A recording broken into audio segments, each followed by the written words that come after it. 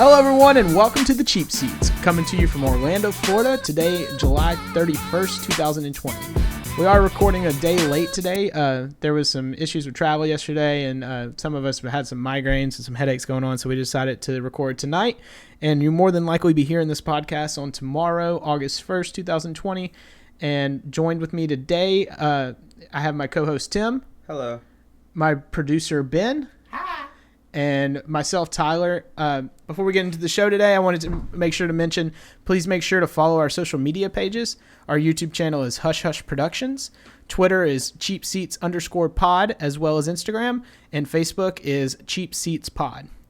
So today, to lead it off, we're going to go with what the big kickoff was last night with the NBA. So we had two games last night. First, the Jazz versus the Pelicans, and then the Lakers versus the Clippers. And I have to say, I was very impressed with the quality of gameplay, I guess. Not a huge NBA guy. I do like the Pelicans being so close to where I'm from, New Orleans. But watching that versus watching a MLB game without fans, much more pleasurable. Well, they have the fans basically pre-recorded. Or they're not even pre-recorded. Can't they just tune in? I mean, yeah, but they don't make any noise or anything. Yeah, but I mean, they're there. It's like a live feed instead of Fox throwing virtual fans in there that overlap different players. Nelson Cruz was walking off the field yesterday, and the Indians fans cut him off. Oh, no. I mean, I think it also has to do with, for the most part, baseball is relatively boring with fans there. So you take fans away, and it just gets even more boring because, the sport's dying. And the fact that, especially being a diehard baseball fan and wanting to watch baseball and not being able to watch it because of blackout restrictions is terrible. But yeah, the app is garbage. The NBA is just so much better at branding themselves and sharing the amount of, because an NBA, their replays, anybody can post their replays. They don't do what the MLB does. If you post an MLB replay, they'll take it down off of Twitter. Yeah.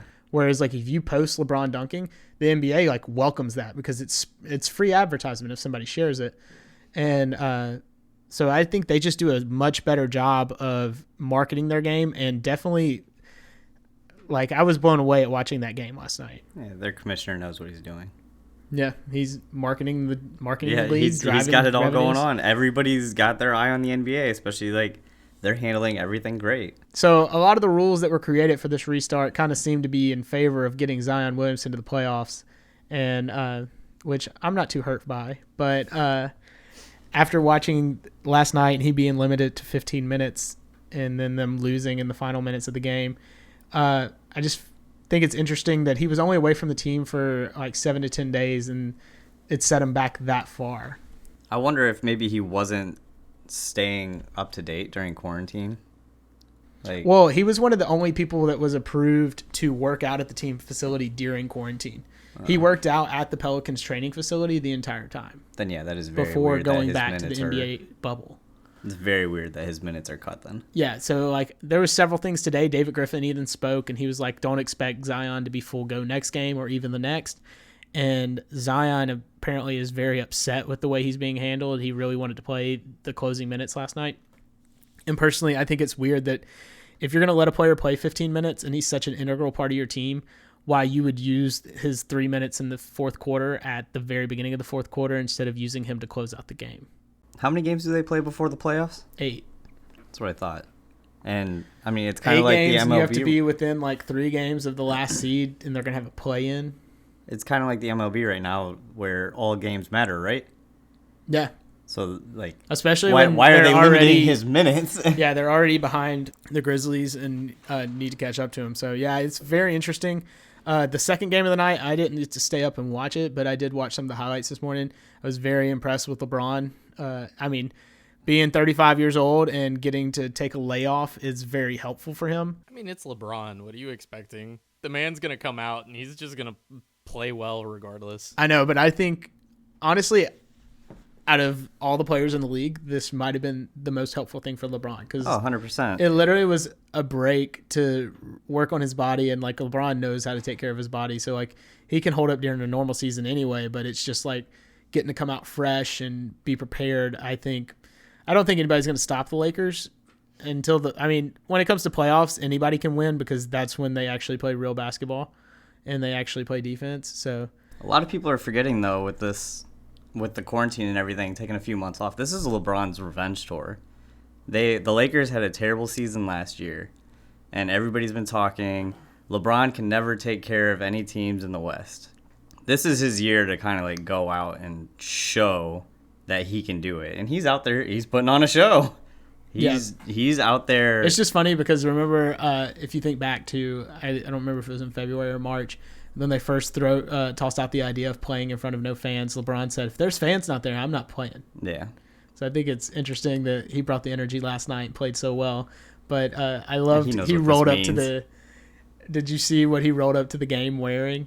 He had like a short sleeve button up and these short sleeve, and they were all floral print and they completely matched. And I just remember, I think it was Big Cat that retweeted it, and he was like, LeBron by 100. It was definitely an interesting, not the typical LeBron you see walking into a stadium. I mean, LeBron's also out there. He's doing this for Kobe. He's got a finger sleeve on and everything. He's got his revenge tour, and he's doing this for Kobe. It's going to be tough to beat the Lakers. Yeah, I agree. Yeah, Lakers are definitely on that Kobe tour.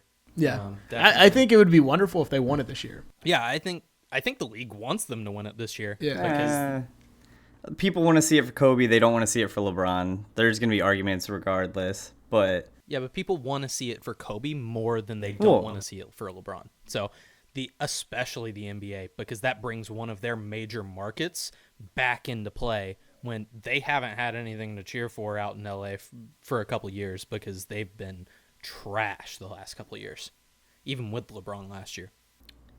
I mean, aside from Kobe, I mean, me being a LeBron fan, obviously, I want the Lakers to win anyways because I want to see him to get another ring. Yeah, I outside of the Pelicans games, I don't know how many games I'll watch from the bubble, but I do. It is nice to see a league that's just humming along. They had no positive tests since July 25th, I believe, was the last time they tested everybody.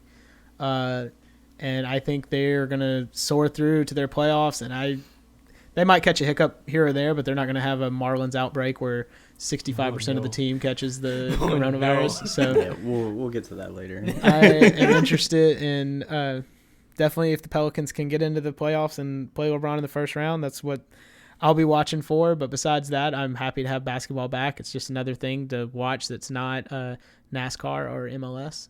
Yeah, it's going to be great to see another team from New Orleans get knocked out in the first round of the playoffs. Maybe they'll get screwed over by the refs too. Yeah, hopefully.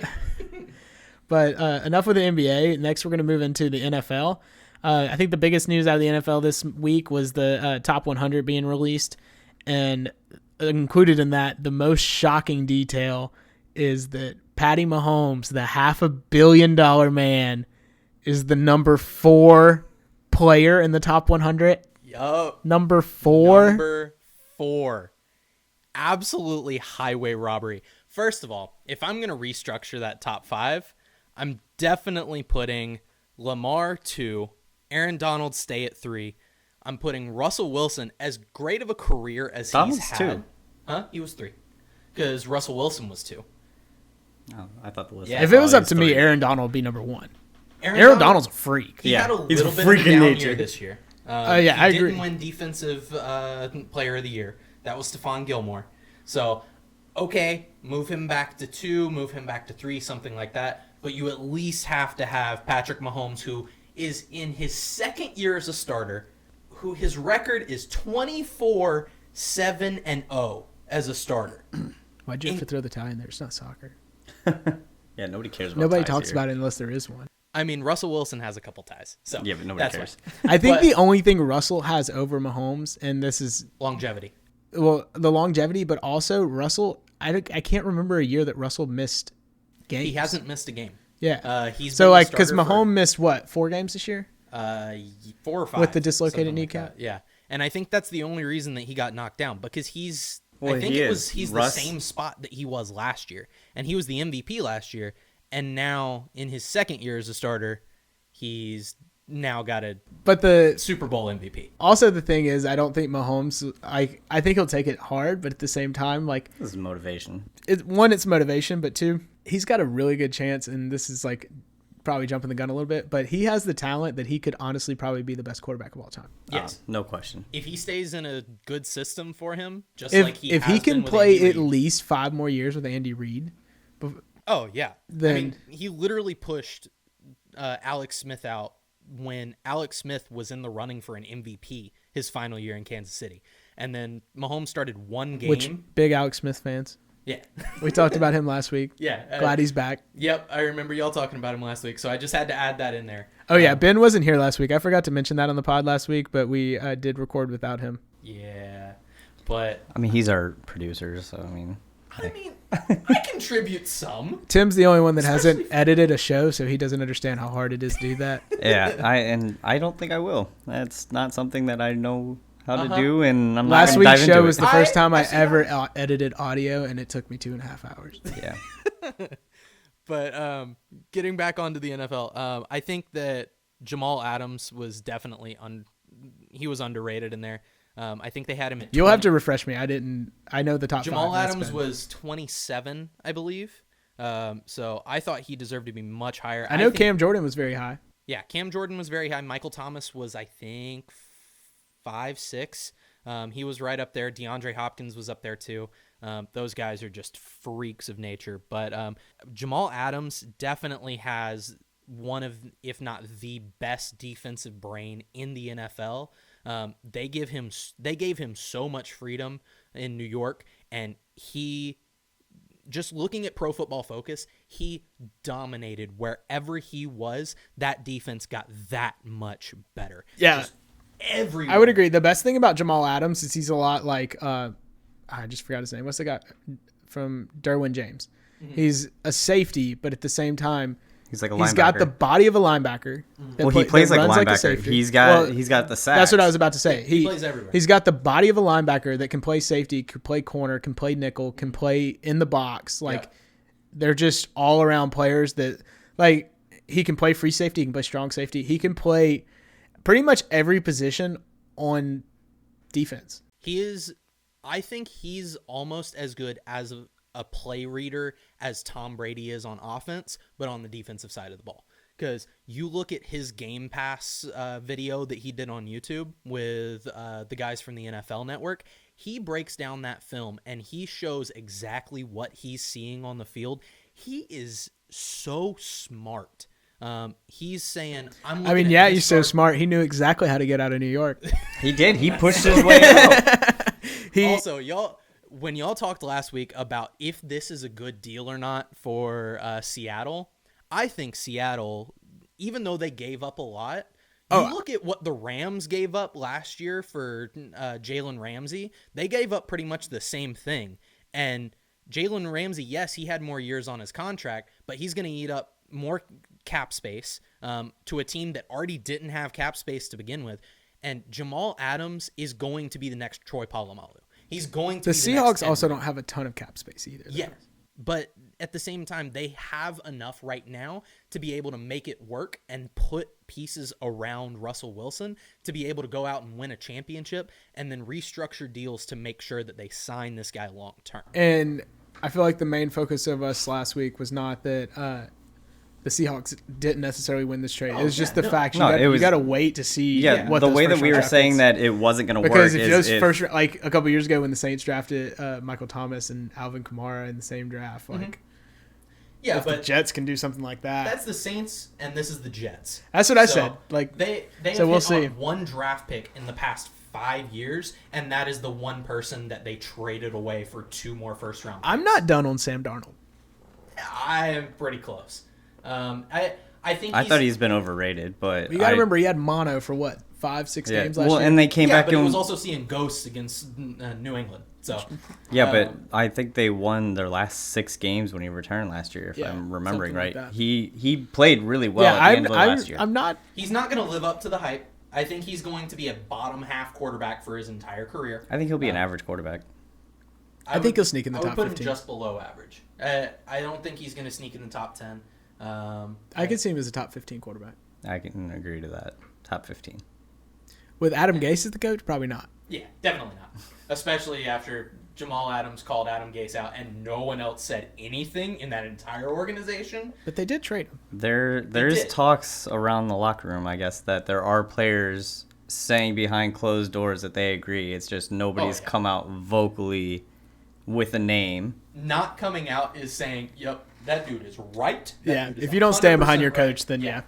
The other big news I would say is probably the amount of opt-outs we've already seen so far in the NFL. Mm-hmm. Like, it's kind of shocked me.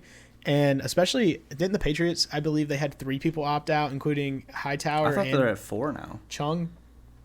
They might be. I know Hightower's like the biggest one, and then one of their guards. To be honest, right? NFL's definitely been on the back burner of what I've paid attention to this week. And I knew Ben's kind of got it under lock, so if he wants to... he was diving into the top 100. How many people are opted out so far, Ben? I don't remember how many people are opted out.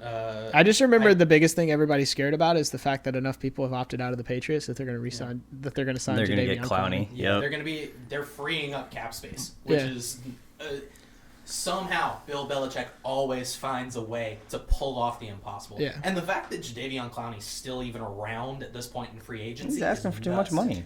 And it's just, I feel like 95% of it is because quarterbacks are so overpaid right now. True. And you see that because Cam Newton just got a deal worth $1 million up to $7 million in bonuses. Yeah. That's it.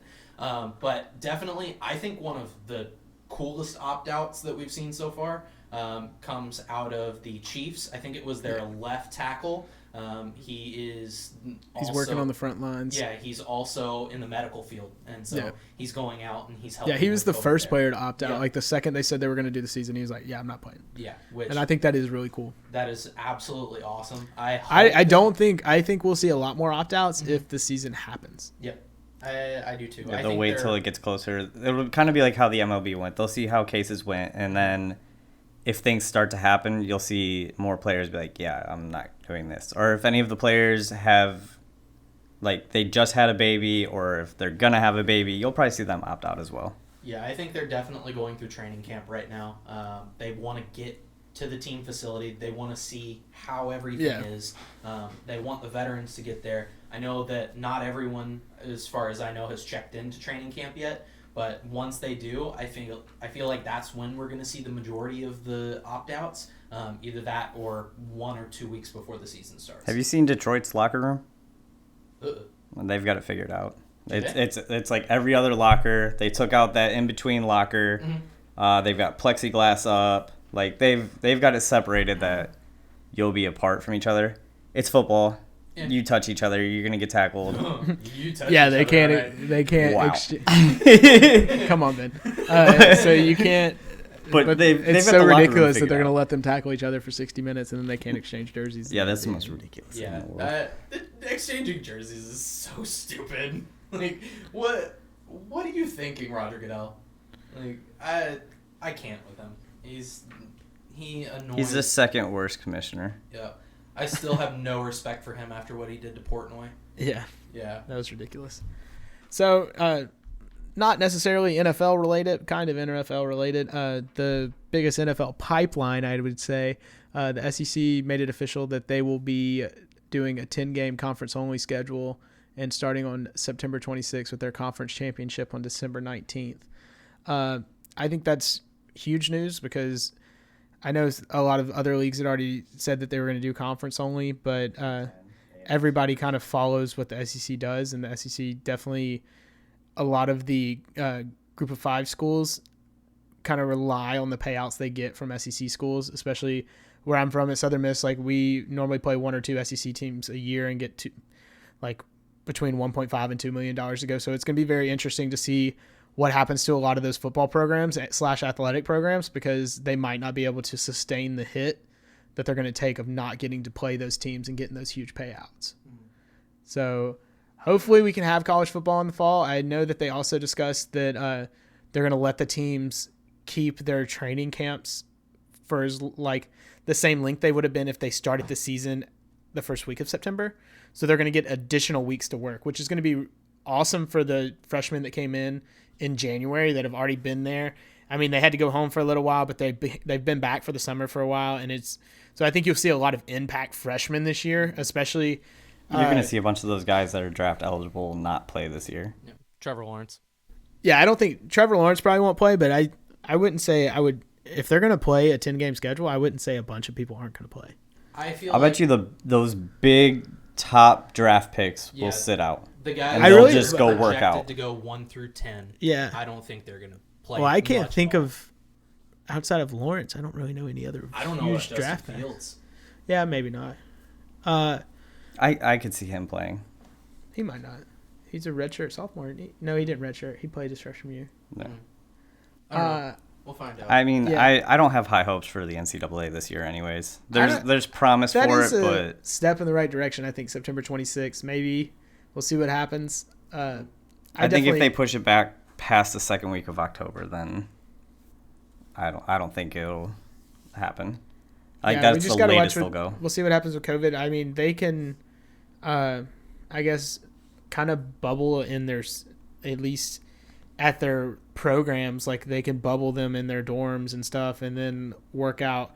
I know the ACC discussed only playing 5 opponents and playing home and homes against them to limit the amount of exposure to different people. So I know there's a lot of ideas being thrown around, and I don't know if they're going to discuss when to move the national championship, I believe, because if they're having the SEC on December 19th, then the playoffs would be like within 10 days if they kept it that way. So there's a lot of things they've got to work out and not a lot of time to do it. But I do think this is a step in the right direction now that pretty much I believe all 5 Power 5s have decided to go conference only at this point. I would love to have college football this fall. Yep. I wonder what it's going to be like without fans, though. Because I know, a lot of them have still discussed the possibility. Yeah, I know Ohio State has said that they've got a 20% cap right now. Yeah, and I mean 20% in Ohio State is still 5,000 people in the stadium. Yeah, that's 20,000 people in the stadium. Oh yeah, you're right. Yeah, because that is a big stadium. Yeah. Same with Alabama. Same with Tennessee. Yeah. I mean, college football, I feel like a lot of the energy does come from fans. Like, college football is fun in general. Oh, it comes from the student sections, 100%. Yeah, so it'll definitely be interesting. Mm-hmm. Especially at Kyle Field. I want to see how much of that 20,000 people is going to be students. Because I feel majority. I feel like it won't be.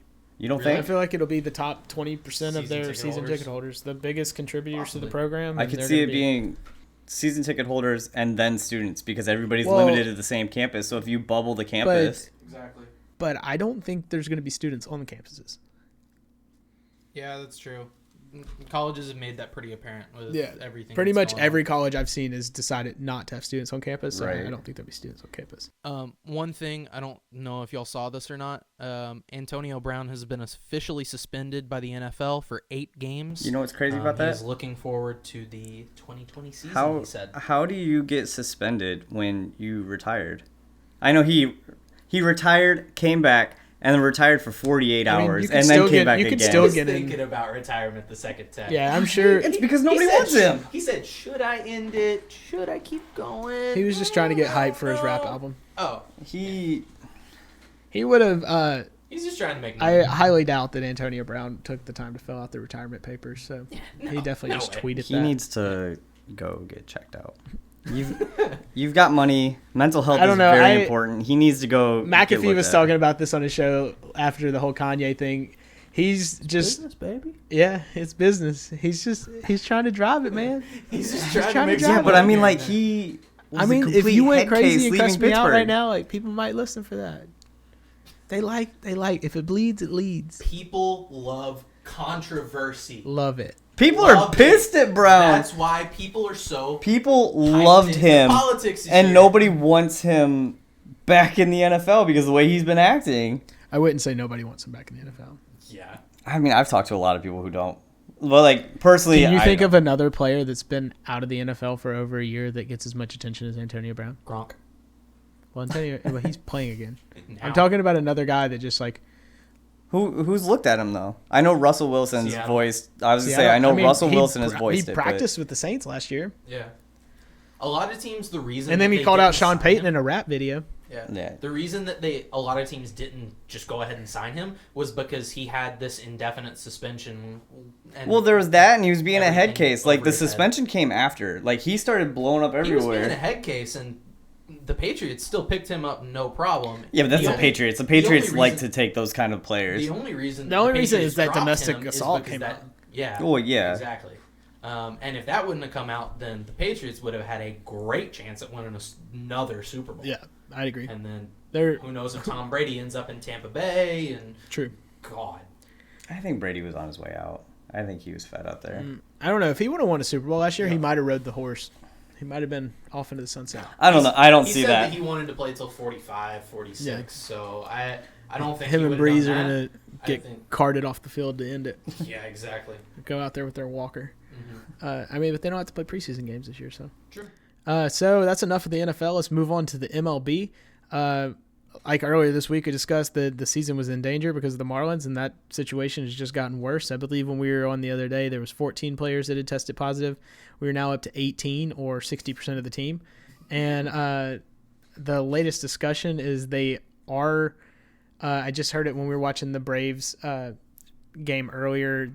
Chip Carey said that they are going to take the 12 players that are healthy to Baltimore and have free agents / minor league players that they have signed meet them there to prepare to play the Orioles, and then the 18 players and coaches that are currently sick are going to take a bus from Philadelphia to Miami. Wow, I love the movie Major League. Yeah, so that is a great movie, though. It's crazy. And then also today we had St. Louis, a Cardinals player tested positive, so the Brewers home opener got canceled. Yesterday, they also canceled. The Phillies had a coach and a groundskeeper test positive, so their games got postponed even longer as well.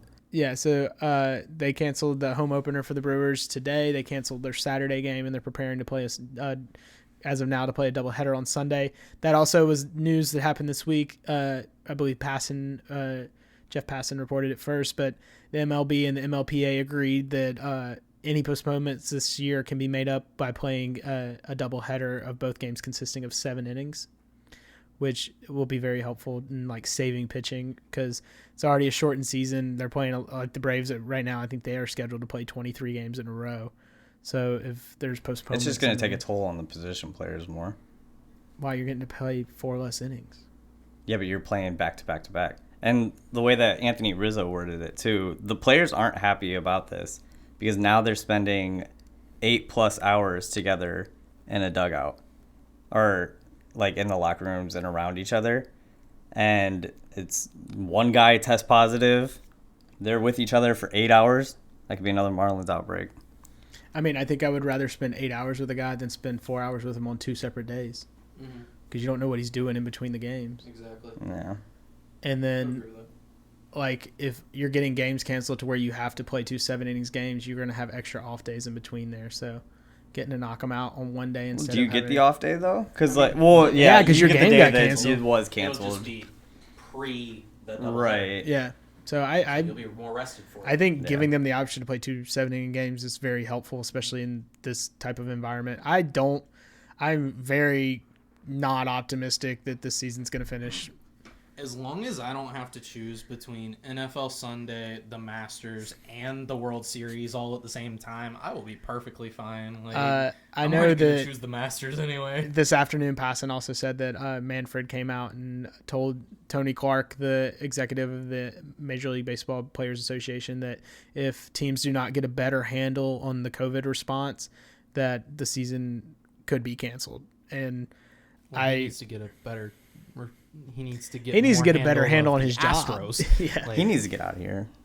Yeah. So we'll be definitely hanging on to see what happens this weekend. I think the Marlins were a little bit of a wake-up call. I mean, the second a St. Louis player tested positive, they canceled the game.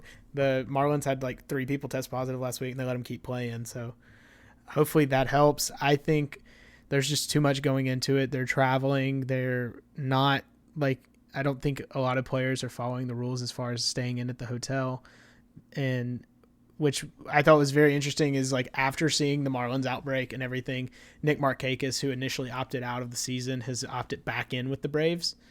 And I don't understand the logic in that. He said he felt like he let his guys down by letting them leave. So, I mean, good on him on coming back. I used to not be a huge Markakis fan, but I am happy to have him back in the lineup just because of his veteran leadership in the dugout and in the Before today's clubhouse. cases and everything, though, I mean, besides the Marlins, there were 0 cases throughout the league.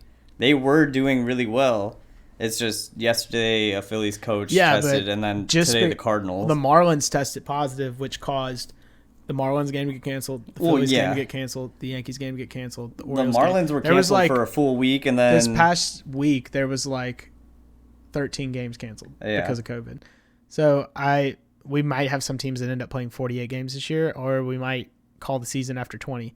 But outside of COVID, the other big news this week was definitely be the other night, the Tuesday night, the season Bleacher opener? Report called it the brawl. I wouldn't call it a brawl. Yeah, But Joe Kelly throws behind Alex Bregman on a 3-0 count to walk him, and then throws a fastball at Carlos Correa's head, and then strikes him out. And then they had some choice words for each other.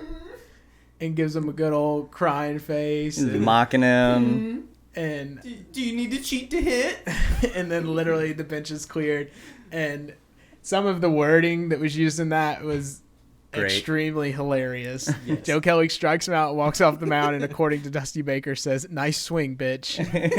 And that's just, I love that kind of baseball. I mean, Joe Kelly's out there, 3-run lead. He wasn't even part of the Dodgers team either that lost, but he's out there. Was he not? In 2016? No, he was still, I think he was still with the Red Sox, right? Yeah. Because he had that run in with the Yankees. I think he came in the next year. Granted, didn't the Dodgers lose to the Astros twice due to cheating? Once. Confirmed. They lost twice. Quote unquote once. Like it was probably twice. But like my biggest thing with all of this is Joe Kelly gets 8 games, which in a normal season that equals out to 22 games. He did not hit anybody. He threw behind him. I thought he hit someone with a breaking ball. Nope. No. Didn't touch him. Both of them. He threw bad aim. He threw, but I mean, No. this is the guy He's a major league This player. is the guy that during quarantine posted a video of him throwing in his backyard and threw it through his window. Yeah. So I mean, so maybe this is just one long play of him showing on Instagram that he's inaccurate so that he could peg the Dodgers. I mean, the Astros, and then blame it on his inaccuracy. Dude, I would so do that. It'd be so. I mean, if you do so much fun. Maybe he's just the smartest man. If you watch that inning, he did struggle with his control. His control was all over. He got out of the inning. They still won the game. That's true. But like another stat from that though, Bregman, Altuve, and Springer are like they were 0-21 or 0-27 in that series. It's like, man, it must be hard to hit a pitch when you don't know what's coming. Right. But I mean, I love the like fact I said, that he got 8 suspended games. 8 more games than anyone on anybody Astros team. for cheating. But yeah, you which know, is the equivalent of 22 games in a regular season. Right. yeah, I mean, you know, it was only for a piece of metal. Imagine- Whatever. Imagine if the Astros were in fact the Yankees, or if they were. Well, I mean, the Yankees Or were if it being was- investigated, and rumor is it was swept under the rug by Rob Manfred. Well, what if it was another team that And then wasn't I think, as big, wasn't as just came up to this high place, but they had success in the past, and everyone knew that they had success, but they also had a target on their back. They would have been thrown under. and then thrown also, under the jail. I think one of the reasons Rob Manfred, so he gave them immunity of being suspended for an honest, completely dumb. Like, he tried to put it on the GM and the coach, like that. You had to give the players something. Yeah, I mean, I which get Bregman and all that in the first few years. and he was scared of the grievances that would be brought up by the union, which is why he, after this whole Joe Kelly thing, we had their agreement later on between MLB and MLBPA that they will allow for them to suspend players if they find them electronically stealing signs from here forward, which is just too little too late. Like, It's ridiculous. baseball is a game that's always been a game where, like, there's certain rules that you respect, and if you don't respect them, you get hit with a baseball. Like, I hope and Jose he's Altuve looks like a cheetah due to how many balls he's He yeah, that's is just how it's been. protecting these do players. you not throw at people's heads? Yes, absolutely. Did he get a little too close to Carlos Correa's head? Maybe. Did he I hit think he's him? closer to Bregman's with a 96-mile-an-hour fastball. Yeah, that's true. But at the same time, like, Let him throw it wear at their it. thigh, wear it. You're not gonna do anything to these players. Let them go out on the field, and the rest of the league is going to They're take going to care police of it if you're not going to police it. And you can't get mad when they're gonna police it. But he is. I mean, he made a comment before any of this started. He's like, "Oh, if you throw at the pitchers, you can be suspended, or thrown at the batters." Like, come Then I hope on, Manfred. every single pitcher that faces the Astros gets suspended just so he can see how the rest of the league feels about the Astros. I mean, he doesn't care what the rest of the league cares. He doesn't care what the players care. Everybody looks at him as a joke, and he is awful. And every other league looks at him as a joke. Yeah. That's but definitely out of the big four sports league, the NHL, the NBA, the NFL, and the MLB, not only do the MLB have the worst commissioner, they also probably have the worst product. Yes, Because of the commissioner.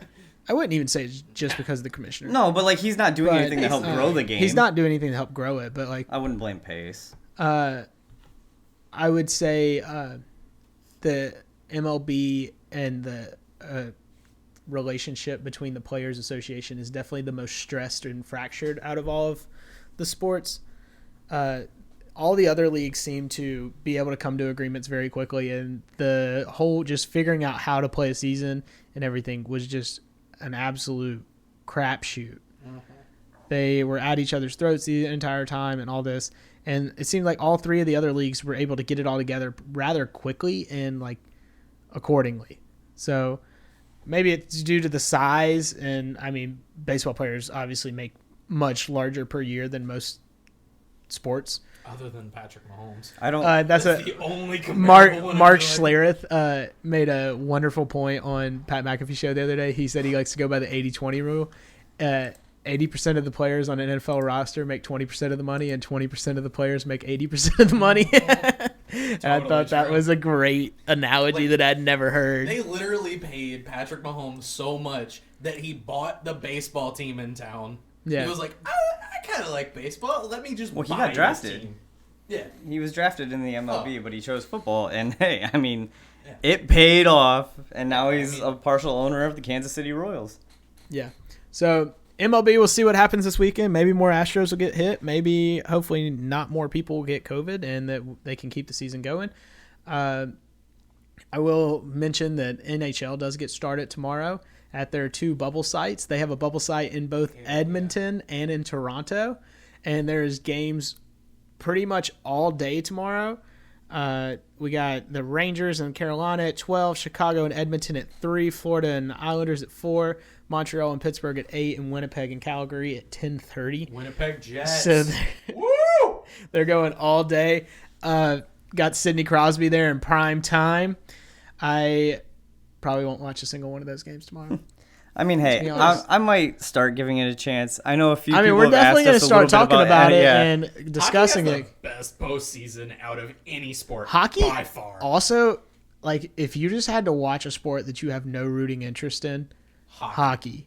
Definitely. There's always something going on. They're I've hitting never each sat other. down and watched it on TV. Oh. I've gone to games in person. I loved it. It was a blast. But like, it was one of those things before that you the just draft sit there and watch. It's the puck so go much back fun and to forth, watch on but, TV, like, and the commentators are amazing. Yes. I don't know how they commentate that because it's literally like, boom, boom, boom. pew, pew, pew.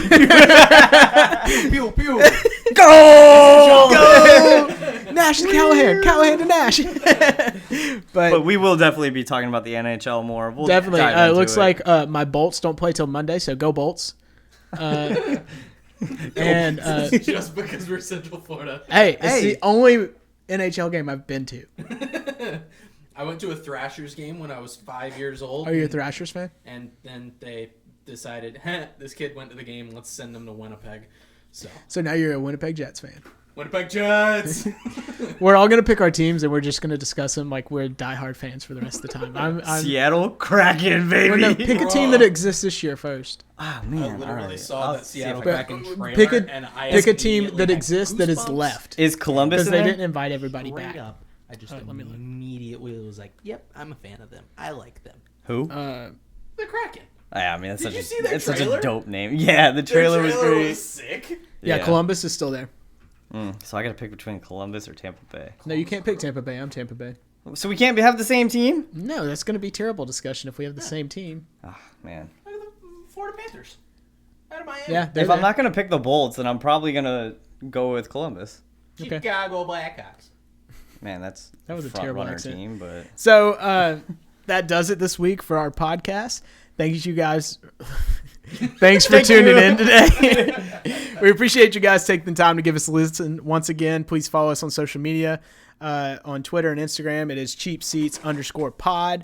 And then on Facebook, it's Cheap Seats Pod. And on YouTube, at Hush Hush Productions. Please make sure to like and subscribe. Please give us any comments or feedback if there's anything else you'd like to hear from us on the show. We'll be back to you with you guys on Monday with more sports news from the weekend. We'll see if the MLB is still hanging around. I'm sure we'll get some big news out of the NBA and the NFL. It seems like they've been churning out news left and right lately. And then we'll also have discussion from me and Ben next Monday about the PGA Championship coming up next week at TPC Harding Park in San Francisco. Tiger Woods, Brooks Koepka, Bryson DeChambeau, who's scared of ants. golf. Brooks, who makes fun of him. Brooks, who makes fun of him. Bubba He probably Watson trying to be supportive. You'd think he has enough protein shakes that he wouldn't be scared of a fire ant. But so please, Yeah. Protein shake. yeah. That'd be bad. Those shakes got a needle in them. Any other sport, you gain 50 pounds in the off season, they look at you. You are getting side-eye. drug tested every day of your life. So thanks again for tuning in, and we'll be back with you guys next week. See you guys later. Hope you have a good one.